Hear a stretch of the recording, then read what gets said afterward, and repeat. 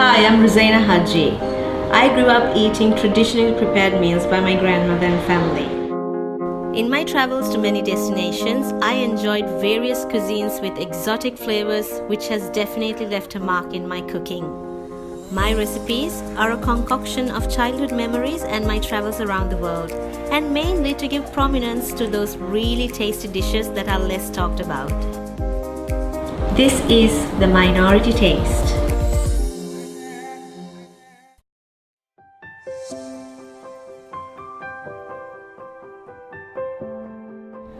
I always thought that I'm not a dessert person because I never went to the desserts at buffets or at restaurants. I never ate desserts. I'm not much of a sweet person anyway until I started traveling. So when I was working as a cabin crew member for Sri Lankan Airlines, I realized that I'm always eating traditional sweets. Like in Thailand, I'm eating their traditional sweets. In Malaysia, okay, most of it is East Asian. My palate tends to go towards that side more than European food.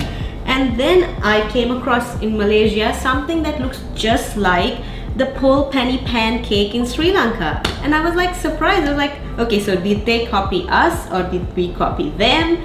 And then when I was eating it, it was much different because there was not much of spices in the coconut filling, but the crepe was something else. So today I'm going to show you something that I learned by watching other people cook. This is how I learned how to cook anyway. I was watching my grandmother cook as a child, and that's how I learned to cook. And when I used to travel, I used to watch other people cook. I used to go to like restaurants and open kitchens and even street food. I used to just watch them, and that's how I learned most of the recipes. So today I'm going to show you how to make Malaysian pancake or the Malaysian crepe with the Sri Lankan coconut filling. So let's start. I'm going to start with all-purpose flour, about 2 cups, not too much. And the other thing is this. I came across this in Malaysia and Indonesia. Like, I thought that this was typically Sri Lankan, the palm sugar or the jaggery, but they use it as much as we do in savory cooking, in sweets. And for the coconut filling, the difference between Sri Lankan and Malaysians are Malaysians only use the palm sugar and coconut, and they put a little bit extra salt, whereas we use beautiful aromatic spices.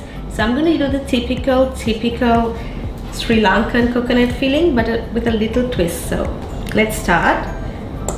The flour, and into that the eggs, obviously.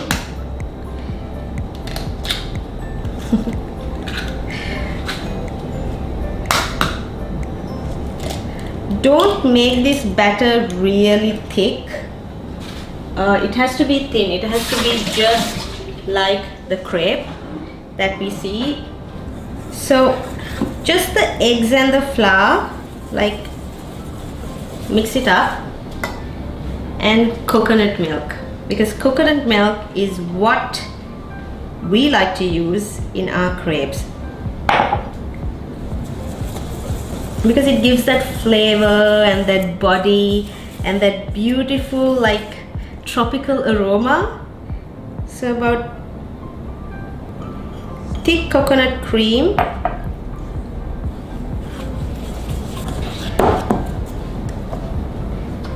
so flour, 2 eggs, like 1 cup of thick coconut cream. Take your regular milk, but this is what makes the Malaysian crepe different, is they use pandan extract. The pandan flavor, if you don't know how it smells, it's very grassy but with floral notes to it. It's a beautiful aroma. Pandan is really, it's like lemongrass for Thai food. You know what I mean? Like, pandan is in everything. Like, they use it for their desserts, they use it for their savory food. Like, their type of food is typically pandan flavor, which is true because even my grandmother uses a lot of pandan leaves. I think Sri Lankan Malays use a lot of pandans than curry leaves. We use pandan in everything. So this is what you do.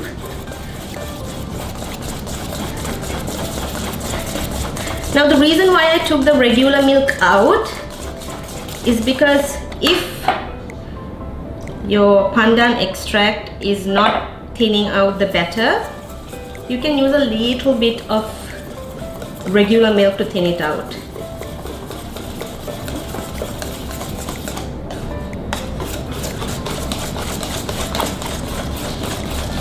Now if you get really good rich pandan leaves and then you manage to extract like really thick green pandan extract, good, like it will give out a beautiful flavor and color.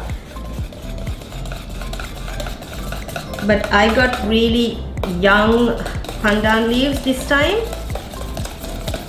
and the color is really mild. So what you're looking for is that ribbon. It should, like, you know, it should have that long thread, and that's when you know the consistency is right.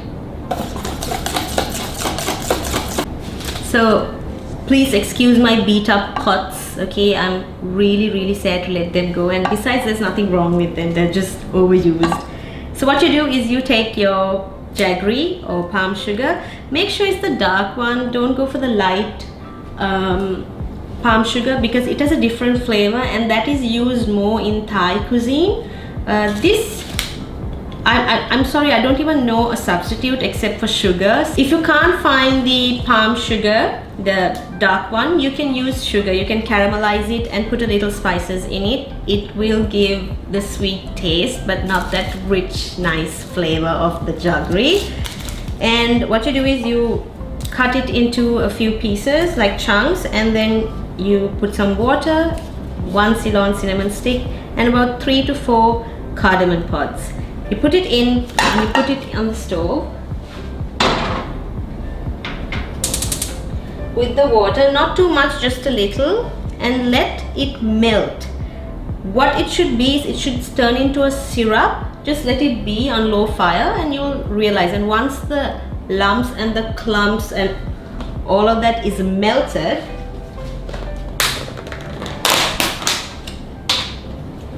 you take your coconut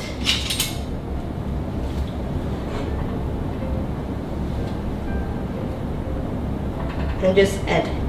It should be freshly grated coconut, guys. I'm sorry, unless like you're using it for decorative purposes, don't use desiccated coconut because I feel it gives out a really fake taste and it's not very fresh. It doesn't give the proper coconut aroma, unless of course you want to use it like just for on top or anything. So if you can use, like, find freshly grated coconut, it's the best.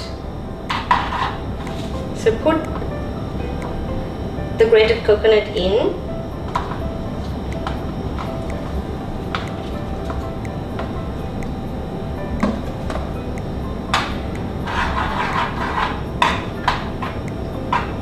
and just let the coconut absorb all that syrup.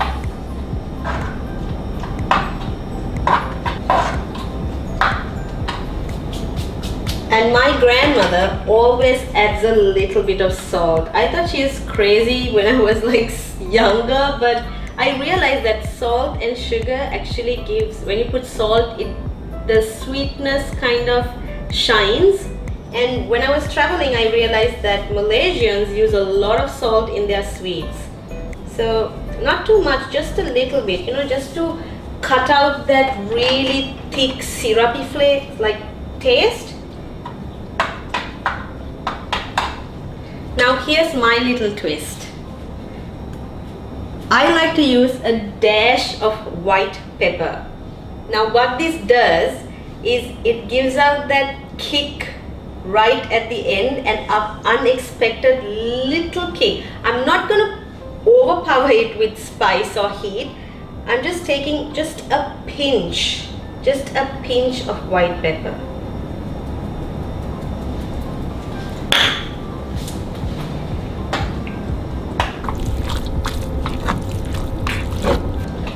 And then you're done. So what you do is you take the pan and you obviously rub it a little bit with fat. You can use coconut oil because this is after all an Asian dessert. But don't oil it too much because there's enough fat in the coconut milk that we put in the batter. And just make a little crepe. Don't make it too thick because you have to roll it. You have to like insert the coconut filling.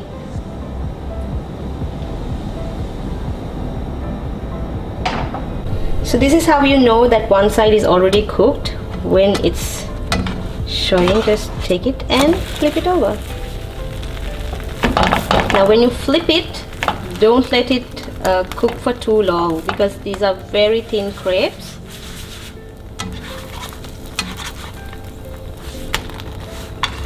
And you're done. So what you do is you take your beautiful pandan flavor crepe. It always excites me to make this, because it's like, it's Malaysian and Sri Lankan, like the proper Sri Lankan Malay. So I like my surutapam or the pol penny pancake, or in Malaysian it's called kuih dhadhia. I like it a little bit stuffed, so that's what you do. You just pack it into little tiny parcels.